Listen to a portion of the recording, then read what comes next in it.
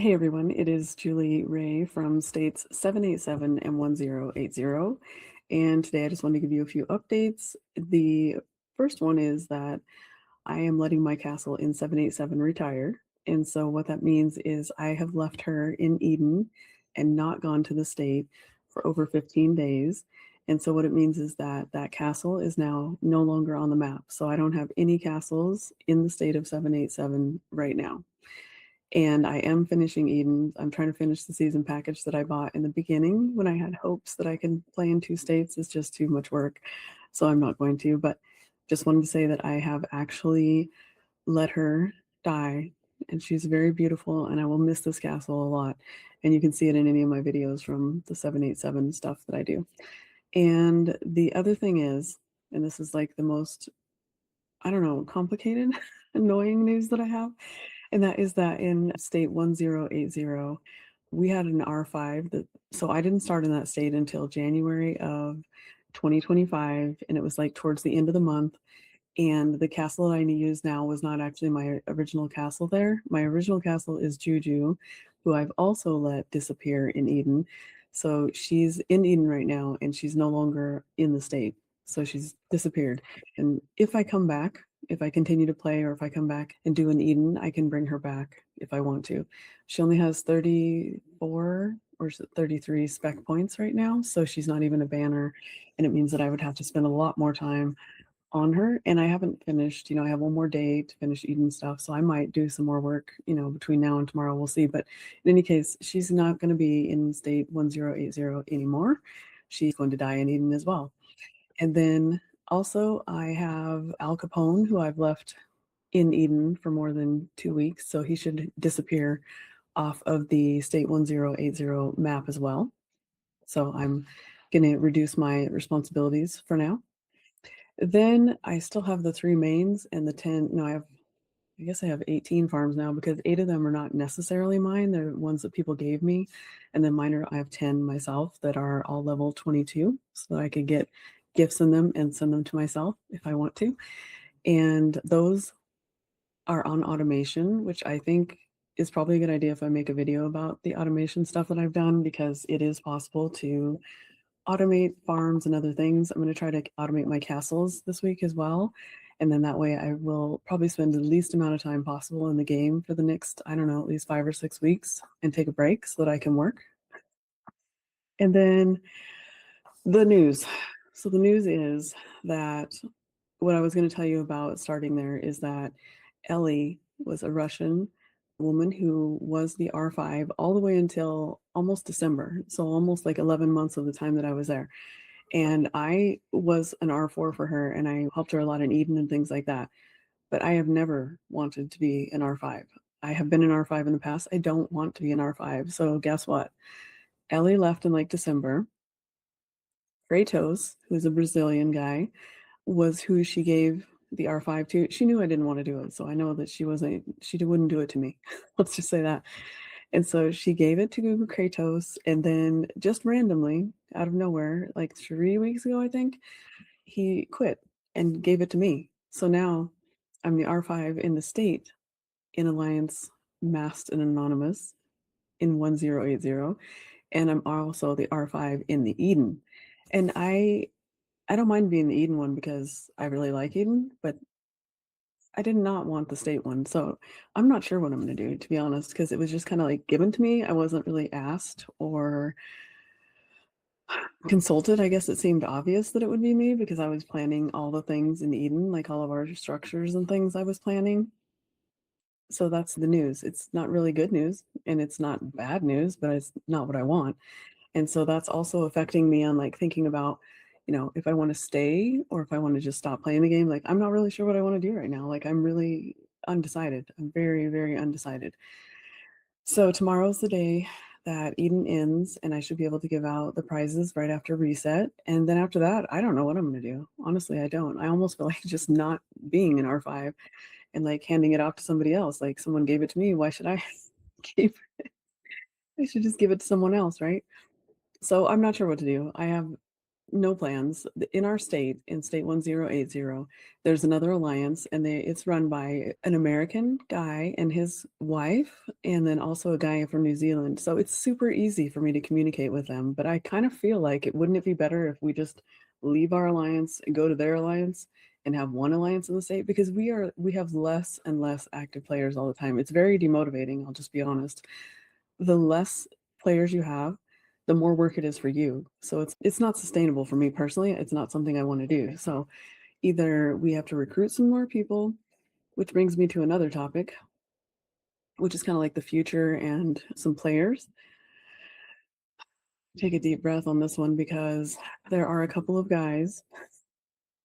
One is in my alliance, and he is my most loyal player. So he's like amazing for me. He treats me well, does whatever I ask. I mean, he's super helpful.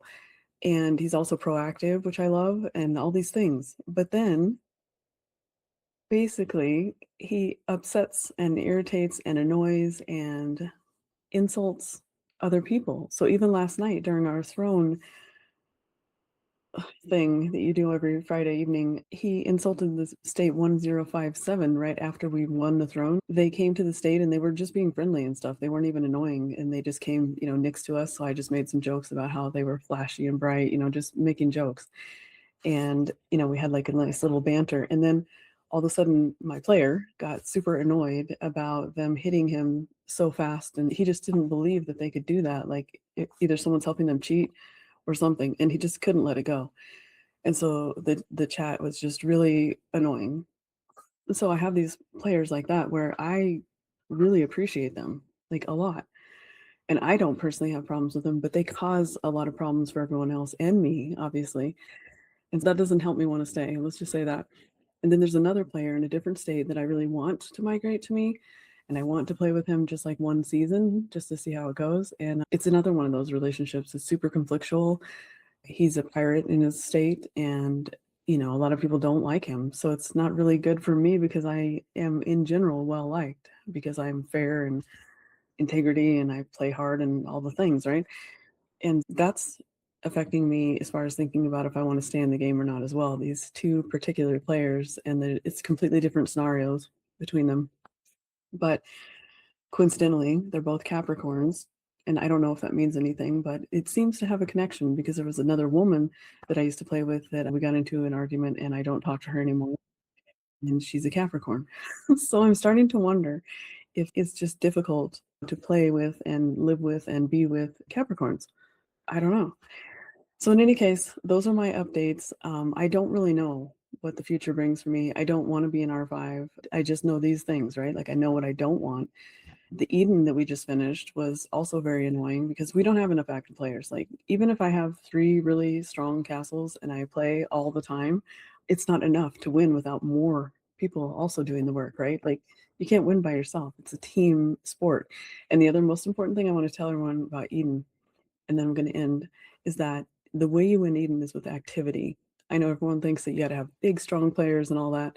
You can have as many strong players as you want, but if you don't have enough activity and enough people doing the work, like the actual work of Eden, you're not going to win. And I think this season is a perfect example of that. About, actually, what's even more interesting is everyone was sure that State 1084, the XWX Alliance, was going to win.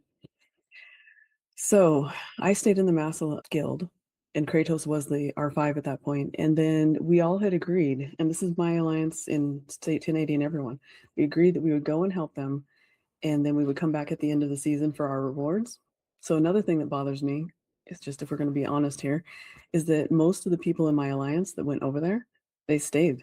They stayed there. They didn't come back, so they didn't keep their word. So now I feel like I can't trust half of my own alliance now. So this is really disappointing to me, and another reason why I'm just not really that motivated. So now I don't know who I can trust because they said one thing and they didn't do it. They just stayed.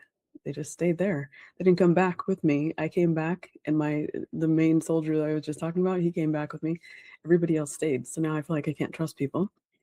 So that's also terrible. And I was going to get to a point with that though. When I went to XWX, I worked really hard. I took my 3 castles, my 3 main castles. I left the other 2, Al Capone and Juju. They stayed in Mass, and I went over there And I thought it was gonna be super organized and, like, we were just gonna kick ass. I was just so excited, and it was a chaos. It was a mess. I was only there a couple days, they moved me into R4, and I noticed that some of the other guys that were R4s were just, like, making signs everywhere, markers for this, markers for that. So when you came into the game, you had no idea what to do. It was just chaos. It was really chaotic, and it wasn't fun at all. So I was there for, like, 8 days, and the reason I left is because they asked me to make 8, yes, I said 8, 8 shield walls with all these inactive players. The first time we made a shield wall there, it didn't work. So I said, "Okay, I'm gonna leave," because I already knew we would lose.